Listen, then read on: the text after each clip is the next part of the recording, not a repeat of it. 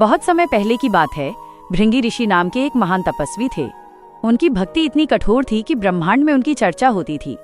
लेकिन उनकी भक्ति की एक खास बात थी, वे सिर्फ और सिर्फ भगवान शिव को पूजते थे। उनके लिए शिव के अलावा किसी और का अस्तित्व ही नहीं था। यहाँ तक कि वे माता पार्वती शक्ति को भी शिव से अलग मानते थे। एक बार जब भगवान शिव और माता पार्वती कैलाश पर एक साथ बैठे थे, तब भृंगी ऋषि वहां उनकी परिक्रमा करने पहुंचे। उन्होंने सोचा, तारांकन, मैं शक्ति की परिक्रमा क्यों करूं? मैं तो केवल अपने महादेव की पूजा करता हूं। वे एक भंवरे का रूप धरकर केवल शिव के सिर के चारों ओर घूमकर निकल गए। माता पार्वती को ये देखकर बड़ा आश्चर्य हुआ और उन्होंने भृंगी को समझाया कि शिव और शक्ति एक ही हैं, उन्हें अलग करना असंभव है। लेकिन भृंगी अपनी जिद पर अड़े रहे।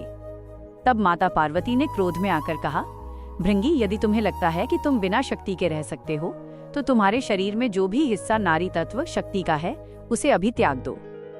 शास्त्रों के अनुसार मनुष्य के शरीर में रक्त और मांस माता शक्ति से आता है और हड्डियां पिता शिव से।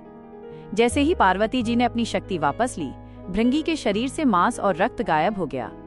वे केवल हड्डियों का एक ढांचा, कंकाल बनकर रह गए। वे इतने कमजोर हो गए कि खड़ा होना भी मुश्किल हो गया। भृंगी लड़खड़ा कर गिरने लगे, लेकिन उनकी शिव भक्ति कम नहीं हुई। अपने भक्त की ऐसी हालत देख महादेव का हृदय पसीज गया।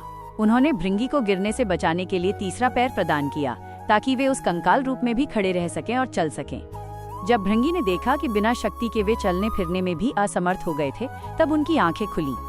उन्हें समझ आया कि शिव आत्मा है तो शक्ति प्राण है, शिव स्थिर है तो शक्ति गति है।